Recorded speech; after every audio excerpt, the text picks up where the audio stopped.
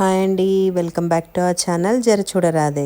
ఈరోజు ఈ వీడియోలో నేను వరలక్ష్మి వ్రతం ఎలా చేసుకున్నానో ఈ వ్లాగ్లో చూపించబోతున్నాను, చూసేయండి. ప్రతి సంవత్సరం లాగే ఈ సంవత్సరం కూడా చేసుకున్నాను, కానీ ఈ ఇయర్ వరలక్ష్మి వ్రతం నాకు చాలా స్పెషల్. ఎందుకంటే నేను మీతో షేర్ చేసుకుంటున్నాను కదా ఈ వ్లాగ్ని.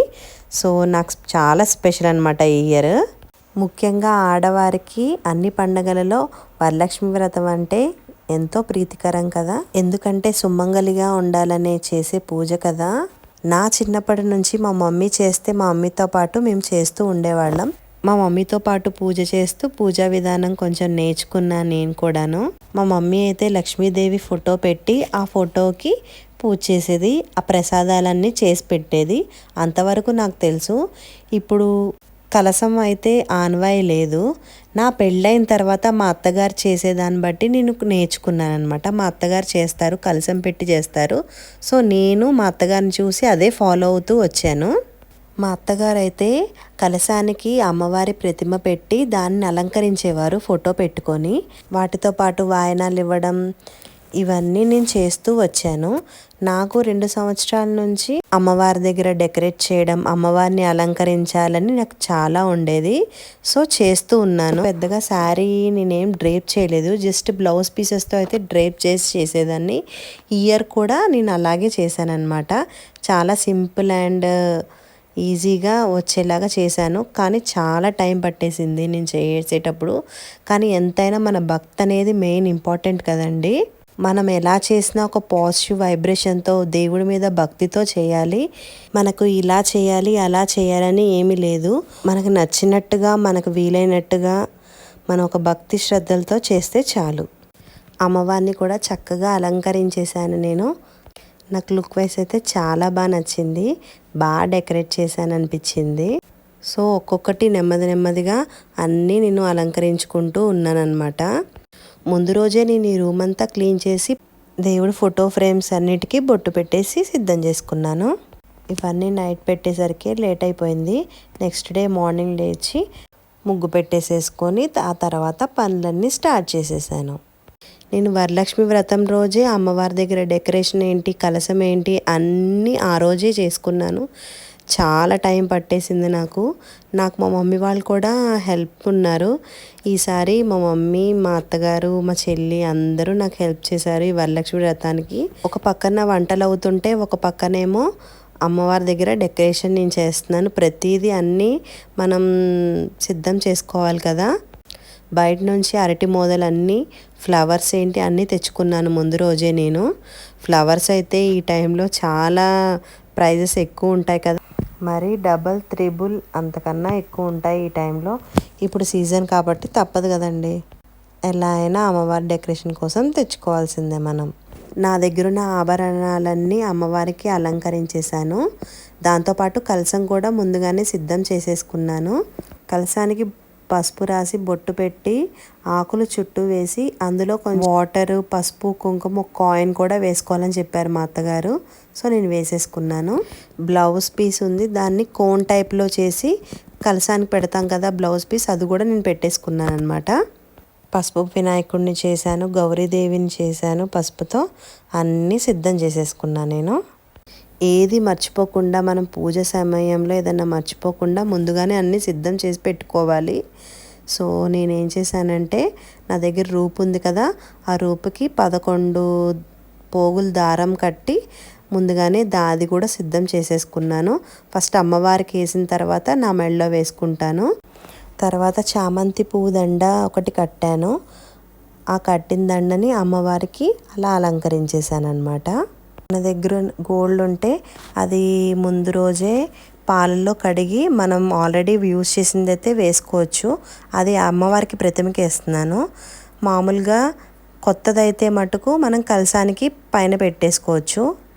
ఇవన్నీ కొంతమంది ముందే చేసుకుంటారు, కానీ నాకు ఆ టైంలో అసలు టైం సరిపోలేదు. అటు ఇటు మేనేజ్ చేసుకోవడం, చిన్న పాప కదా. సో నేను ఆ రోజే అన్నీ నాకు చాలా లేట్ అయిపోయిందనమాట. ఇంకో సైడ్ ఏమో ప్రసాదాలు అవుతూ ఉన్నాయి. ముందు రోజే నైట్ బూరకి, గారెకి అన్నీ పప్పులన్నీ నానబెట్టేసుకున్నాము. శనగలు కూడా ఆ రోజే నానబెట్టుకున్నాను. నెక్స్ట్ డే మార్నింగ్ లేచి కొంచెం పెసరపప్పు, కొంచెం శనగపప్పు బూరెల్లోకి అది నానబెట్టాము. ఒక 5 రకాల ప్రసాదాలు చేద్దాం అనుకున్నాము. ఈజీ అండ్ సింపుల్గా బూరి, గారి, పులిహార, పరవాన్నం, దద్దోజనం, బూరి పిండి ఉంది కదా, ఆ పిండితోనే చిన్న పొంగుబూరిలాగా వేస్తారనమాట. అది కూడా జస్ట్ బోండాల టైప్లో అవి కూడా వేసాము. చలివిడి, వడపప్పు, పానకం కూడా పెడతాము. ఫ్రూట్స్ ఏమైనా 3 రకాలు కూడా పెడతాము అమ్మవారి దగ్గర.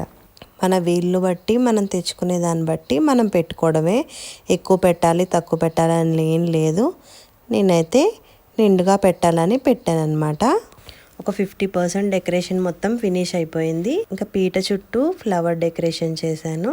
ఇంకేమైనా మర్చిపోయానని ప్రతిదీ చూసుకొని పెట్టేశాను అనమాట. కుంకుమ, పసుపు, అక్షంతలు, ధూమ్ స్టిక్స్, గంధం ఒక్కొక్కటిగా అన్నీ సిద్ధం చేసేసుకున్నాను. పైన కూడా నేను ఆల్రెడీ పైన ఫోటో ఉంది కదా, ఆ ఫోటో దగ్గర కూడా కింద ఎలా పెట్టాను పైన కూడా అలానే పెట్టాను. ప్రతిదీను పైన కూడా డెకరేట్ చేశాను అనమాట. అమ్మవారి ప్రతిమ చేయడానికి చాలా టైం పట్టేసింది, దానివల్ల లేట్ అయిపోయిందనమాట. కానీ ఎంతో ముద్దుగా ఉంది కదా అమ్మవారు. కలశం పక్కన చూసారా 2 ఏనుగు బొమ్మలు పెట్టాను. అది డెకరేటివ్ పర్పసే. ఎప్పుడు ప్రతి పండక్కి మాకు నోములు ఉంటాయి, ఆ నోములు కూడా అలాంటి డెకరేట్ చేస్తామన్నమాట. సో ప్రతి సంవత్సరంలాగే ఈ సంవత్సరం కూడా అలాగే డెకరేట్ చేసి ప్రతిదీ చేస్తున్నాము. అక్కడ చెప్పాను కదా ఒక వీడియోలో, మా అత్తగారికి ఒక గౌరీదేవిని ఇచ్చారని ఆ గౌరీదేవి బొమ్మను కూడా పెట్టేశాను. నేను ఆల్రెడీ కొనుక్కున్న ఈ బ్యాంగిల్ని అక్కడ పెట్టేస్తున్నాను అనమాట అమ్మవారికి. మిగతాది ఈసారి నేను రూపు కొనుక్కోలేదు, పాత రూపునే దాన్ని పాలతో కడిగేసి అమ్మవారికి వేసేసాను అనమాట రూపు. తర్వాత అమ్మవారికి పెట్టే తాంబూలం కూడా ముందే సిద్ధం చేసి పెట్టుకున్నాను. పైన కూడా ఒక తాంబూలం పెట్టేశాను అనమాట. మళ్ళీ వస్త్రయజ్ఞం అవన్నీ ఉంటాయి కదా, అవన్నీ నేను ముందుగానే పెట్టేశాను అమ్మవారికి. ముందుగా సిద్ధం చేసుకుంటే ఆ టైంకి మనం చూపించేయచ్చు కదా. ఫ్రూట్స్ కూడా అన్నీ దగ్గర పెట్టేశాను ముందుగానే. పైన పెట్టాల్సినవి పైన పెట్టేశాను. సపరేట్గా హాల్లోనే డెకరేట్ చేసి పెడతారు కదా అమ్మవారిని, నేను అలా పెట్టలేదన్నమాట. ప్రతి సంవత్సరం ఇలానే చేస్తున్నాను. సపరేట్ రూమ్ ఉంటుంది కదా పూజా రూమ్, ఆ పూజా రూమ్లోనే పెట్టేసుకుంటాను. ఎందుకంటే అటు ఇటు కదులుతూ ఉంటాం కదా, మేమైతే ఒక 3 days ఉంచుతాము. సో అందుకే అమ్మవారిని పూజా రూమ్లోనే డెకరేట్ చేసి పెట్టేసుకుంటాను అనమాట నేను ప్రతిసారి.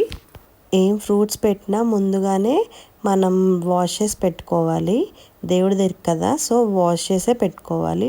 దేవుడి దగ్గర ఒత్తులేంటి, యజ్ఞోపవీతం ఏంటి, పూజ కావాల్సిన సామాన్లన్నీ పూజా స్టోర్లో దొరికేస్తున్నాయి. నాకు కొన్ని చోట్ల చిట్టి గాజులు దొరికాయి. అందరూ కొంతమంది పెడతారంట, నేను ఎప్పుడు పెట్టలేదు. సో నేను ఎందుకులే అని పెట్టలేదన్నమాట. చాలామంది తీసుకెళ్తున్నారు అలాగే చిట్టి గాజులు పెట్టడానికి. మనం ఎలా చేసినా ఏం చేసినా భక్తి శ్రద్ధలతో చేయాలి పూజ అనే విధానమైన ఏదైనాను. ఇంకా మొత్తానికి అమ్మవారి దగ్గర డెకరేషన్ అయిపోయింది. సో తులసి అమ్మవారిని కూడా మనం డెకరేట్ చేసేద్దాం. సో ఫస్ట్గా నీట్గా కడిగేసుకున్నాను, పసుపు రాసేసి బొట్లు పెట్టేసుకున్నాను. దాన్ని కూడా అందంగా అలంకరించాలి కదా. నేను ప్రతిసారి ఏం చేసేదాన్ని అంటే ఈ తులసమ్మని కూడా లోపల పెట్టేసుకునేదాన్ని, కానీ ఈసారి నాకు ప్లేస్ సరిపోలేదు. సో ఇది కూడా చాలా బరువు ఉంటుంది, సో బయటే నేను పెట్టుకున్నాను అనమాట. ముందు అక్కడ కూడా నీట్గా అలంకరించేశాను, బంతిపూలతో చాలా నీట్గా అలంకరించేశాను అనమాట. నా దగ్గర రోకలి ఉన్నాయి కదా, అవి కూడా పక్కన పెట్టేసుకున్నాను. కేవలం డెకరేషన్కి చాలా టైం పట్టేసింది నాకు.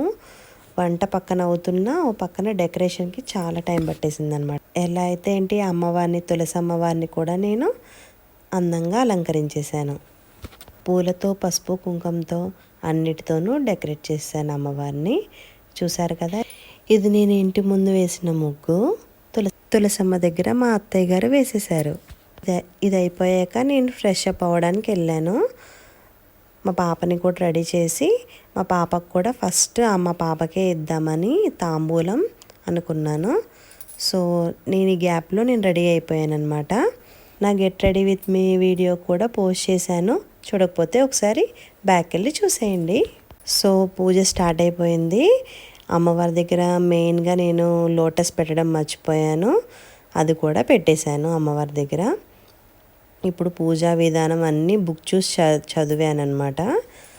సర్వదేవత పూజా విధానం అని ఉంటుంది ఆ బుక్లో. ఫస్ట్ మనం బొట్టు పెట్టేసుకొని మన సూత్రాలకు కూడా పసుపు రాసి బొట్టు పెట్టేసుకోవాలి. ఇప్పుడనే కాదు, ప్రతి ఫ్రైడే ట్యూస్డే అలా బొట్టు పెట్టుకోవాలి. నేనైతే పెట్టుకుంటూ ఉంటాను. సో దీని తర్వాత నేను పూజా విధానంలోకి స్టార్ట్ అయిపోయాను. మధ్యలో కాయిన్స్ కూడా పెట్టేశానండి. అన్ని ప్రసాదాలన్నీ దగ్గర పెట్టుకున్నాను. పంచపాత్రలో నీళ్ళు తీసుకున్నాను. నేనేంటంటే ఫోన్లో కాకుండా బుక్ చూసి చదివితే నాకు అలవాటు అవుతుందని నేను కంపల్సరీ బుక్లో ట్రై చేస్తూ ఉంటాను ఇంట్లో అప్పుడప్పుడు. సో ఇలా నాకు చదవడం అలవాటు అనమాట. ఫస్ట్ అయితే మనం ఆచమాన్యం చేసేసుకోవాలి. ఆచమాన్యం చేసేసుకొని దీపం పెట్టేసుకోవాలి. దీపం కూడా డైరెక్ట్గా అగ్గిపెట్టితో వెలిగించకూడదంట, మా అత్తగారు చెప్పారు నాకు. సపరేట్గా వెలిగించి దాంతో ఆ కుందులు వెలిగించాలన్నమాట. సో ఏదైనా దాని తర్వాత ఫస్ట్ వినాయకుడు పూజ చేయాలి. ఏదైనా మనం వినాయకుడు పూజ స్టార్ట్ చేసిన తర్వాత నెక్స్ట్ మనం లక్ష్మీదేవిని ఆహ్వానించి అమ్మవారికి దానికి బుక్ ఉంటుంది. ఆ బుక్లో చూసి అమ్మవారిని ఎలా ఆహ్వానించాలి అన్ని విధానం అంతా అందులో ఉంటుంది. అందులో చూసి చదువుకోవడమే. నేనైతే మొత్తం చూసి చదువుతాను. ఇంకేదైనా రాని వాళ్ళు ఏం చేయాలంటే ఇప్పుడు వీడియోస్ వస్తున్నాయి కదా, ఆ వీడియోస్ చూస్తూ మనం చేయొచ్చు పూజ విధానం మొత్తం. వరలక్ష్మీదేవి వ్రత కథ బుక్ ఉంటుంది కదా, ఆ బుక్లో కూడా అన్ని పూజా విధానం మొత్తం ఉంటాయి. అందులో చూసి మనం చదువుకొని ఆ రకంగా పూజ చేసుకోవచ్చు మనం. పూజా విధానం అయిన తర్వాత నేను లక్ష్మీదేవి అష్టోత్తర నామాలు చదువుకున్నాను. పూలతో కానీ అక్షంతలో కానీ కుంకుమతో కానీ పూజ చేస్తూ ఉండాలి 108 టైమ్స్. మీకు ఎలా వీలైనట్టుగా అలా పూజ చేసుకోండి. లలితాదేవి బుక్లో ఇంకా కొన్ని లక్ష్మీదేవికి సంబంధించినవి ఇంకా ఉంటాయి. అవి టైం ఉన్న వాళ్ళు చదువుకోవచ్చు. లలిత చదివే వీలుంటే అది కూడా చదువుకోవచ్చు. ధూమ్ స్టిక్స్ వెలిగించేసుకొని అమ్మవారికి చూపించేయాలి. ఫస్ట్ ధూపం దీపం నైవేద్యం కూడా అమ్మవారికి చూపించేయాలి. మనం ఎంతో భక్తి శ్రద్ధలతో ఈ పూజను చేయాలన్నమాట. ఆ తర్వాత అమ్మవారికి మనం తాంబూలం పెడతాం కదా, తాంబూలంతో పాటు అమ్మవారికి ఏదైతే పెడతామో ఆ శారీ మనం తీసి అన్నీ సిద్ధం చేసుకోవాలి. అమ్మవారికి చూపించేయాలన్నమాట. ఇది చివరిలో చూపించమన్నారు మా అత్తగారు. ఫస్ట్ అయితే నైవేద్యం పెట్టేద్దాం అమ్మవారికి. ఫస్ట్ కొబ్బరికాయ కొట్టాలి. కొబ్బరికాయ కొట్టిన తర్వాత అమ్మవారికి నైవేద్యం ఏమేం చేశానో చూపిస్తాను, చూసేయండి. ఆల్రెడీ ముందుగానే చెప్పుకున్నాం కదా ప్రసాదాలన్నీ, ఆ ప్రసాదాలన్నీ ఇప్పుడు పెడతాను. ముందుగా పులిహార పెట్టేస్తున్నాను. ఆ తర్వాత అన్నీ ఒక్కొక్కటిగా అందిస్తున్నారు నాకు. అమ్మవారికి అరిటాకేసి ముందు పులిహార పెట్టేసి తర్వాత బూరి గారి పొంగుబూర్లు అన్నాను కదా, అవి కూడా పెట్టుకోవాలి. ఒక 9 కానీ 11 కానీ పెట్టుకోవాలి మనం. 8 అలా పెట్టకూడదు. 9 కానీ 8 కానీ 3 కానీ 5 కానీ అలా పెట్టుకోవాలి. నేనైతే 9 పెట్టాను ప్రతిదీను. గారెలు కూడా సేమ్ అలానే పెట్టాను అనమాట. పరవాన్నం కొంచెం, దద్దోజనం చేశారు కదా, దద్దోజనం, చలివిడి, వడపప్పు, పానకం, నారికేళం అన్నీ పెట్టేశాము. మహాలక్ష్మీదేవికి అన్నీ చూపించేసాము. తర్వాత నైవేద్యం చూపించిన తర్వాత చివర్లో శనగలు కూడా పెట్టేశామండి. మా హస్బెండ్ కూడా ఫ్రెష్ అప్ అయ్యి రెడీ అయ్యి వచ్చేసారు. ఆయనకు కూడా బొట్టు పెట్టేశాను. ఆయన కూడా దండం పెట్టుకున్నారు దేవుడి దగ్గర. దేవికి అమ్మవారికి తాంబూలంతో పాటు మనం ఏదైతే పెట్టాలనుకుంటున్నామో ఆ శారీ కూడా చూపించేయాలి, వస్త్రాలు. లాస్ట్లో హారతి వెలిగించాను. ఫస్ట్ ముందు హారతి వెలిగించిన తర్వాత అమ్మవారికి మా మమ్మీతో ఒక సాంగ్ పాడించాను అనమాట. మీరు చూడకపోతే చాలా షార్ట్స్లో పెట్టాము మా మమ్మీ సాంగ్ని, చూడండి. హారతి అందరికి ఇచ్చేసి బయట తులసమ్మకు కూడా హారతి చూపించేశాను. తర్వాత తోరం పూజ కూడా చేసేద్దాం. ముందుగా దారంతో 9 వరుసలు కట్టి దానికి ఫ్లవర్ 9 కానీ 11 ముళ్ళు కానీ వేయాలి. 5 కూడా వేసుకోవచ్చు ముళ్ళు. 3 తోరాలు కట్టాను. ఒకటి గౌరీదేవికి ఒకటి, ఆరాధ్యకు ఒకటి, నాకొకటి, 3 తోరాలు కట్టాము. అవి 3 అమ్మవారి దగ్గర పెట్టి ఆ శ్లోకం ఒకటి చదివేసి మా హస్బెండ్తో నేను తోరం కట్టించేసుకున్నాను. మా ఆరాధ్యగాడికి నేను కట్టాను అనమాట. చివరిలో కథ కూడా చదివేసుకున్నాం. తర్వాత మా హస్బెండ్ దగ్గర నుంచి ఆశీర్వాదం తీసేసుకున్నాను. ఫస్ట్ మా ఆరాధ్య గాడికి తాంబూలం ఇచ్చేసాను. ఆ తర్వాత మా ఇంటి పక్కన వాళ్ళకు కూడా తాంబూలం ఇచ్చేసాను. ఏం తినకముందు సాయంత్రం అందరినీ బొట్టు పిలవడానికి వెళ్ళి అందరూ మా ఇంటికి వచ్చారు. మహాలక్ష్ములందరూ కలిసి మా ఇంటికి వచ్చారు. వాళ్ళందరికీ పసుపు రాసి బొట్టు పెట్టి తాంబూలం ఇచ్చి వాళ్ళ దగ్గర ఆశీర్వాదం తీసేసుకున్నాను. ఇంతకీ మా వీడియో మీకు ఎలా అనిపించింది? మా వీడియో కనుక మీకు నచ్చినట్టయితే ప్లీజ్ లైక్ చేయండి, షేర్ చేయండి, కామెంట్ చేయండి. సబ్స్క్రైబ్ చేయడం మాత్రం మర్చిపోకండి. పక్కనే ఉన్న బెల్ ఐకాన్ ప్రెస్ చేస్తే మా వీడియో నోటిఫికేషన్స్ అన్నీ మీకు వచ్చేస్తాయి. Thanks for watching.